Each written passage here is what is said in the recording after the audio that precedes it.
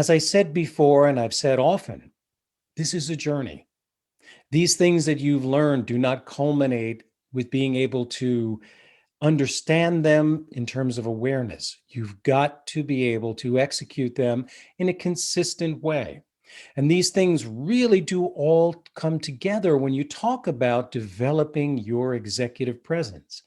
Honestly, you have been developing it all along the way.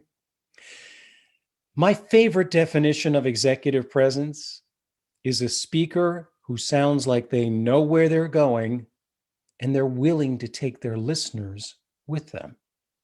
So there is a connection there. There's an ease in delivery. There is certainly a commitment to the words that you're speaking. Being a leader, having executive presence means making it easy for people to follow you. That sounds like a really tall order. But when you look back on the various topics that we have focused on and the exercises that I've asked you to do, you see that there's a slow build in terms of the foundation that will eventually be projected as good executive presence. We all know it when we see it. But now you have an inside view into the various components that these individuals that we admire are either doing intuitively or by good, consistent practice. So let's do just a quick review of what those are. During our various lessons here, we did talk about how to reduce speaking anxiety. That would be really one of the first steps, is getting rid of that feeling like you can't do it, that there's an obstacle, there is something holding you back. Well, that something holding you back are the forces that are causing a little bit of discomfort, possibly fear of speaking in front of people. So, one of the most important and core tools that you can utilize is your deliberate breathing. So, we did go over some exercises in terms of really consistent integration of that deliberate breathing.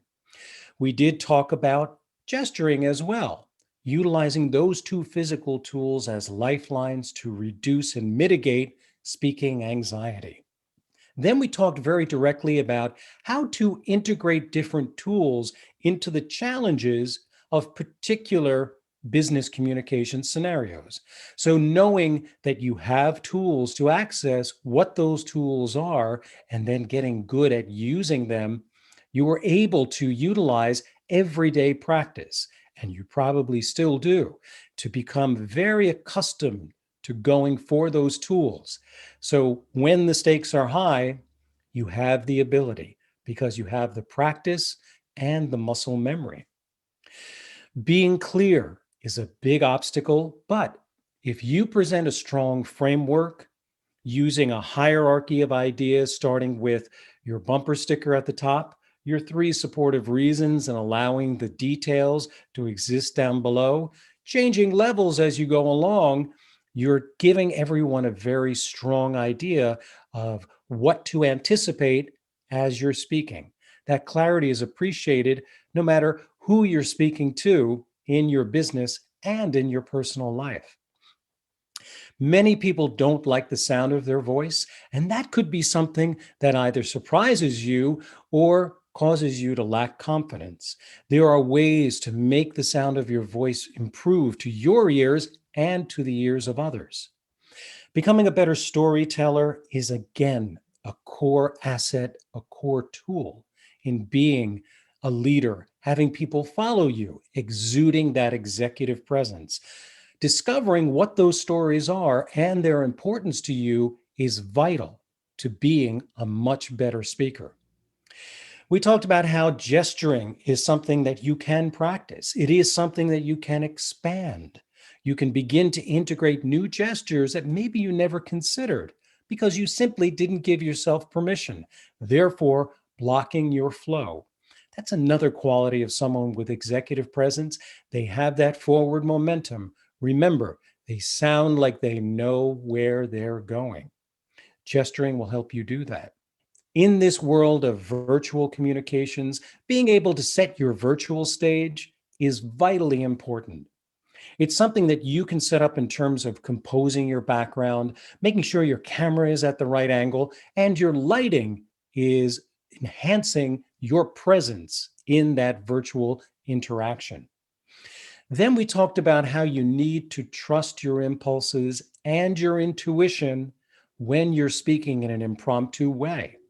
Being able to trust that gives you the freedom to, again, unblock your flow so that it seems like you are present as you're speaking.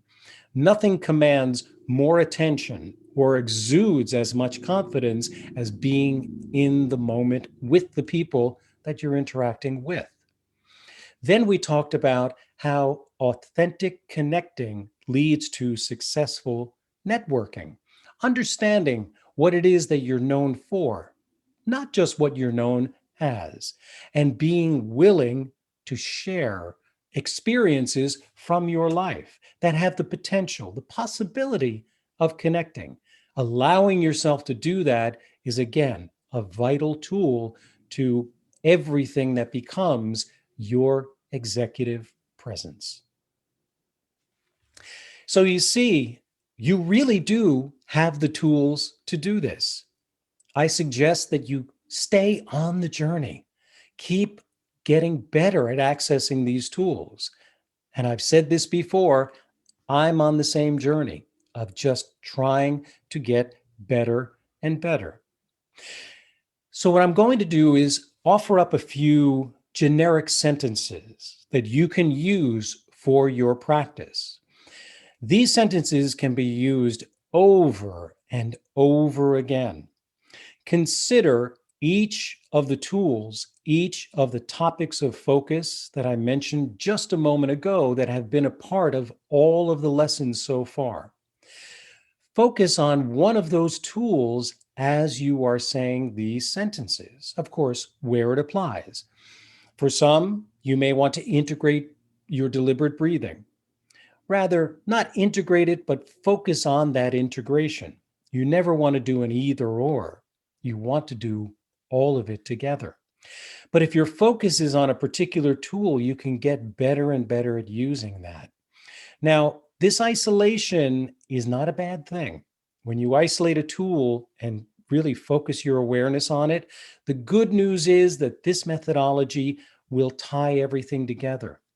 They do inform each other, they do improve each other. More deliberate breathing gets you more in touch with the impulses that lead to better gesturing. Better gesturing is a reminder that speech is a full body expression, therefore, tying you in better to your breathing. So you see, all of these things are connected.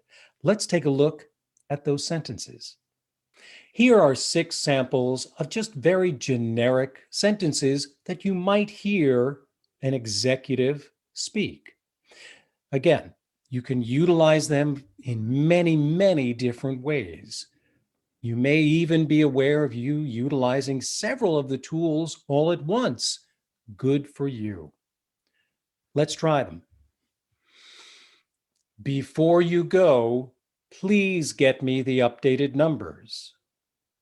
Notice that I'm utilizing deliberate breathing. I'm pausing, not so much because I see punctuation as I'm speaking this, but because there's a natural pause after a prepositional phrase. Use it. It adds impact. Gestures, of course, will support anything and everything that you're saying.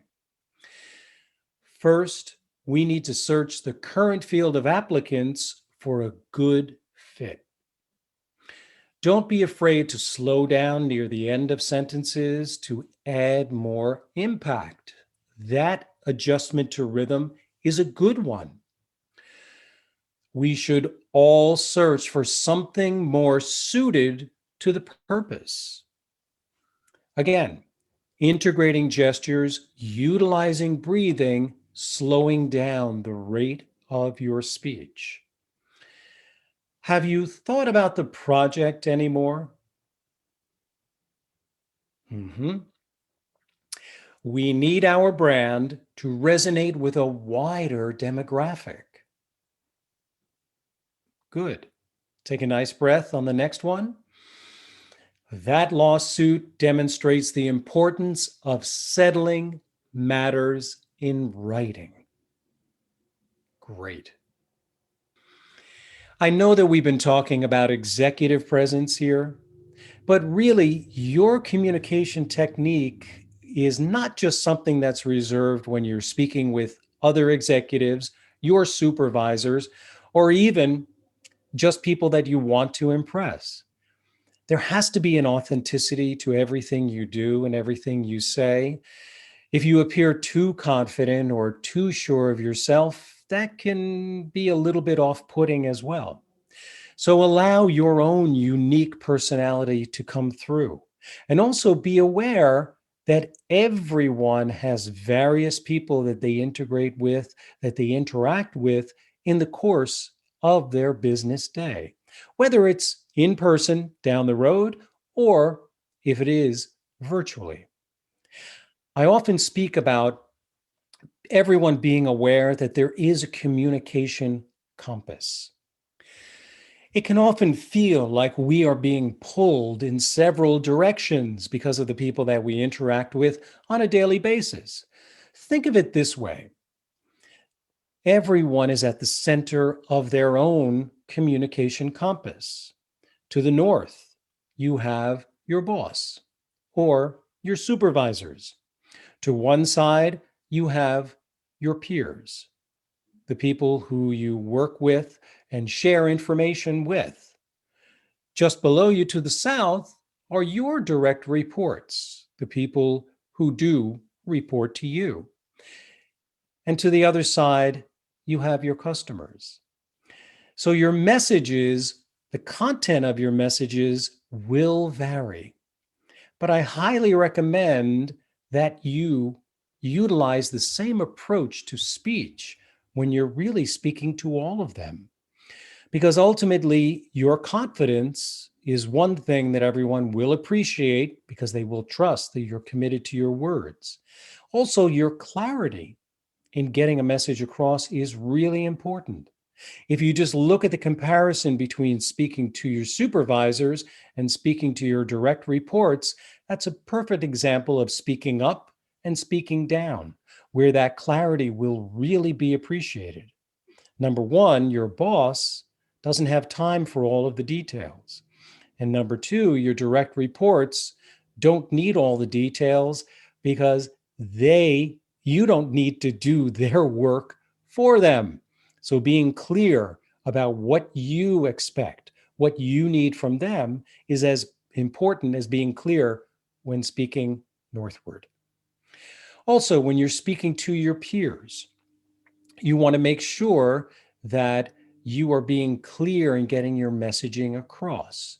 You don't want to overstuff the envelope, even when what you have to say is really important and potentially detailed. Be clear in that structure so that people gain more of the information in one sitting rather than having it to be repeated over and over again. Customers like to be clear about what it is you have to offer, the solutions that you provide, whether it's a product or whether it's a service. Either way, you want that clarity. Why? Because all of these people are your listeners. I look forward to interacting with you, speaking with you, answering any questions you might have, and really assisting and supporting you on your continuing journey. You've done great so far.